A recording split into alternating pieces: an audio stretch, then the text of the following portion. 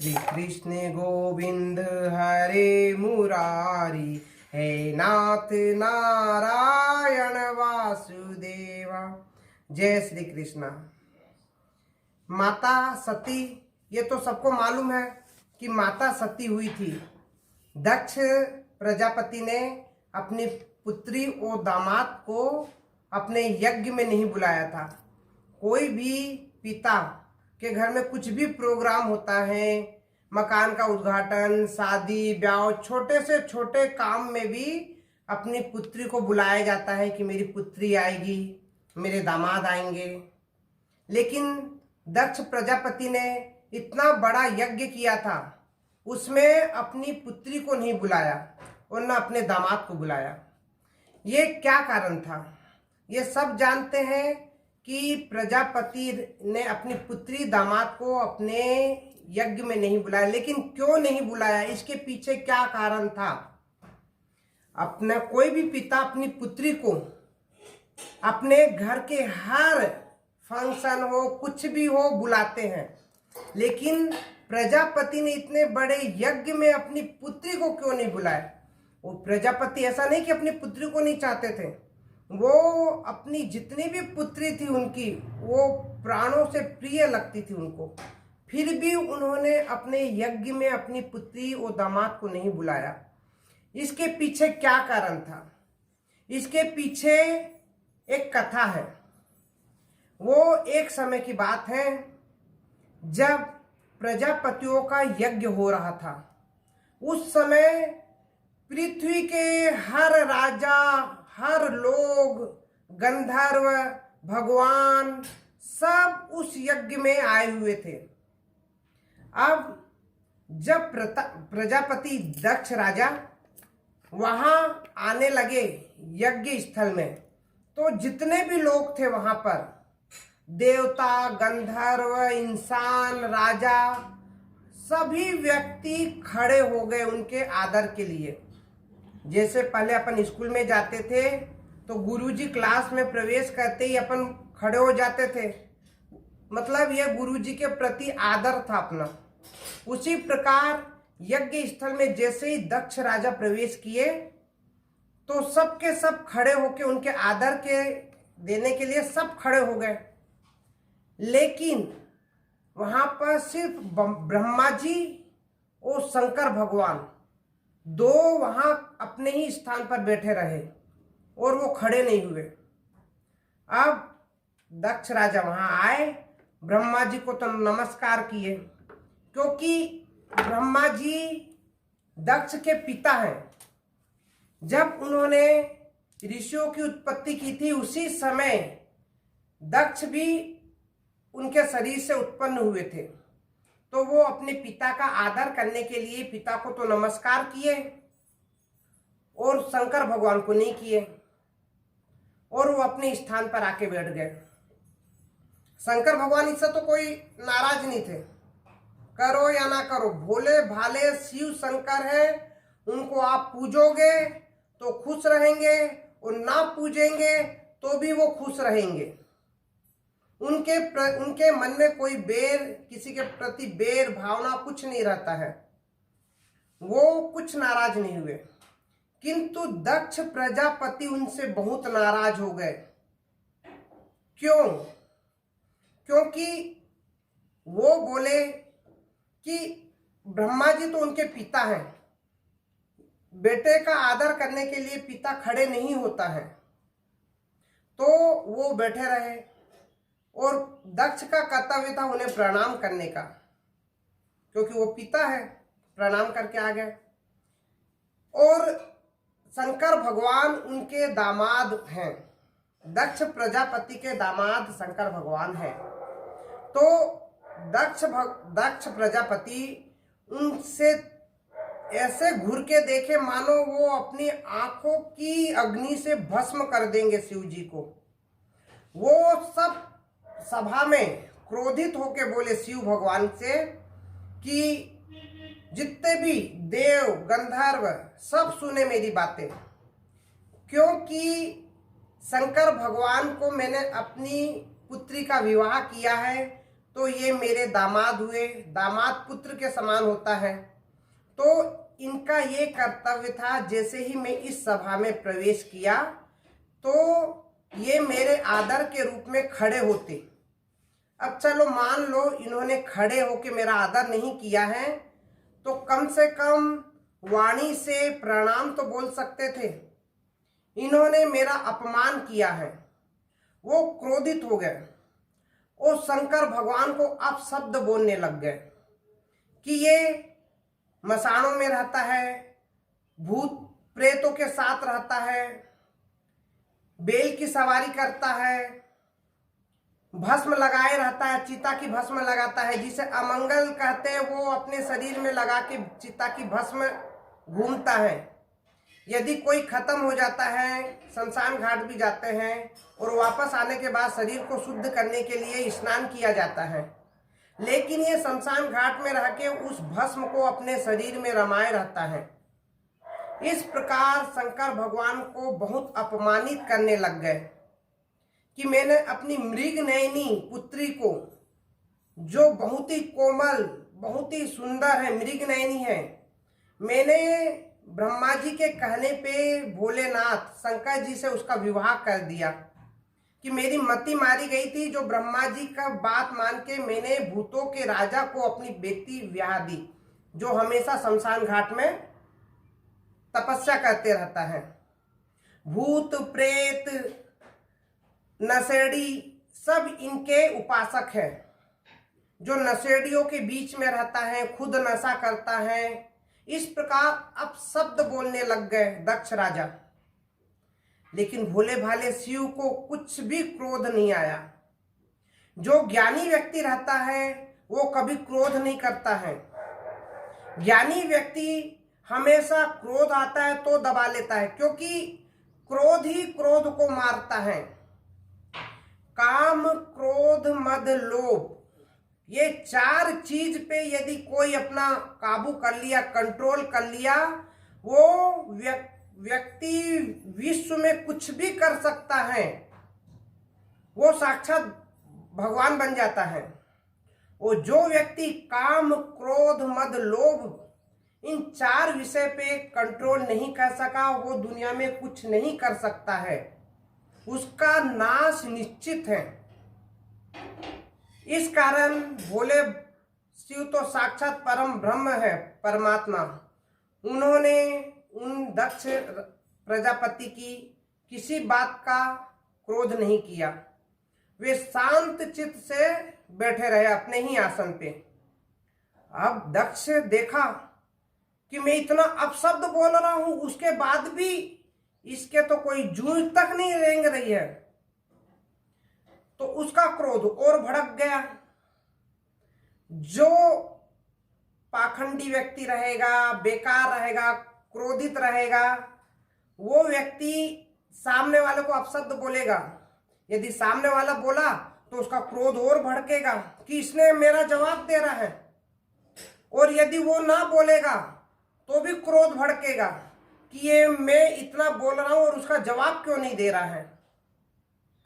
तो दक्ष राजा का और भी क्रोध बढ़ गया कि मैं इतना शब्द बोल रहा हूं, मेरा शब्द का जवाब नहीं दे रहा है।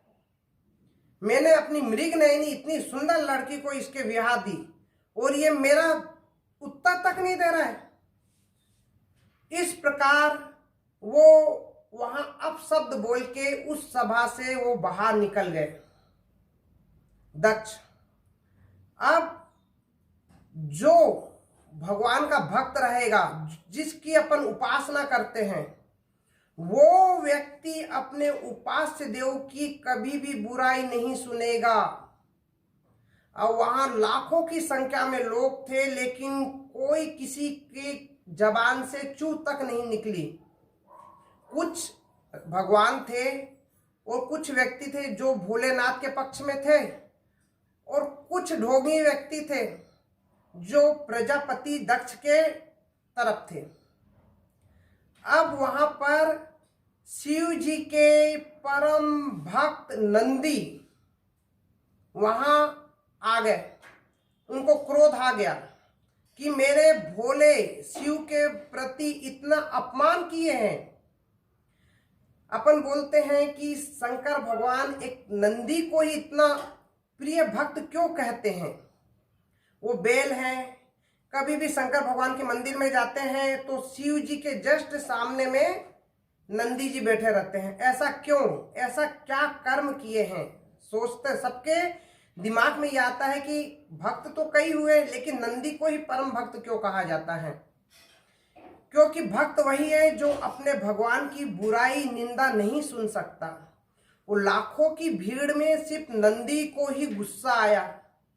नंदी अपने सिंहासन से उठ के भरी सभा में खड़े हो गए और बोले कि इस दक्ष ने, प्रजापति ने मेरे शिव का अपमान किया है।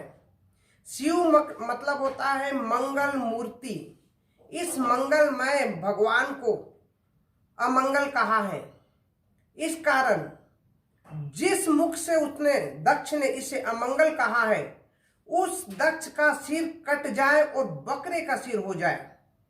जल हाथ में लेके उसने श्राप दे दिया और बोले कि जो व्यक्ति भगवान हो या इंसान हो, जिसने भी दक्ष के पक्ष में हूमी भरी है, हाँ भरी है, वो व्यक्ति जन्म जन्म के चक्र में फंसा रहे, उसकी कभी मुक्ति ना हो। और ब्राह्मण को भी श्राप दे दिया, क्योंकि दक्ष ने यज्ञ करवाया था। वो ब्राह्मणों को उसने वहां पर मंत्रों के उच्चारण के लिए, हवन के लिए ब्राह्मणों को बुलाते हैं कि नहीं। अब वो जजमान हुए और वो हो गए उनके कार्यकर्ता। अब जजमान को यदि ब्राह्मण खुश रखेगा तो ही उसे दक्षिणा मोटी भारी मिलेगी। यदि वो शिव जी के पक्ष में, ब्राह्मण तो भगवान की पूजा करते हैं, आराधना करते हैं, उनको मालूम है कि दक्ष गलत कर रहा है, भोलेनाथ के प्रति उनके व्यवहार ठीक नहीं है, किंतु वो लालच में, जो यज्ञ के उपरांत उन्हें दक्षिणा मिलती, उसकी लालच में वो कुछ नहीं बोले। यदि वो बोल देते तो उन्हें दक्षिणा नहीं मिलती। वो नहीं बोले, उनकी हाँ में हाँ जो ब्राह्मण ने मिलाया तो उन्हें मोटी दक्षिणा मिलेगी। कोई भी पैसा वाला आदमी रहे, पहुंच वाला आदमी रहे, तो उसके पीछे लोग हाँ में हाँ मिलाते हैं, चाहे वो सही बोले, गलत बोले, कुछ भी बोले, हाँ भाई हाँ तुम सही बोल रहे हो। इस प्रकार तो कुछ ब्राह्मणों में उस दक्ष के प्रति हाँ में हुंकार भर दी।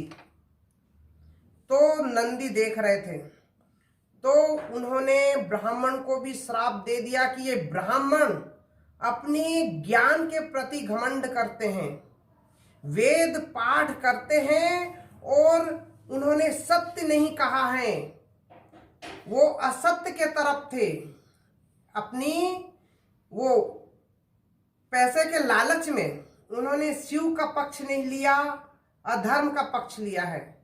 इस कारण ब्राह्मण को श्राप दे दिया कि ब्राह्मण अपनी वेद पाठ विद्या का सिर्फ पेट भरने के लिए ही उपयोग करेंगे, पेट पालने के लिए उपयोग करेंगे और वो भीख मांगेंगे। जहां भी जाएंगे जजमान की चापलूसी करेंगे, वो जजमान उन्हें भिक्षा देगा। तो ब्राह्मणों को भी उसने श्राप दे दिया और वो चुप हो गए। किंतु वहां पर भृगु ऋषि बैठे हुए थे। उस सभा में भृगु ऋषि भी आए हुए थे। वो भृगु ऋषि को क्रोध आ गया।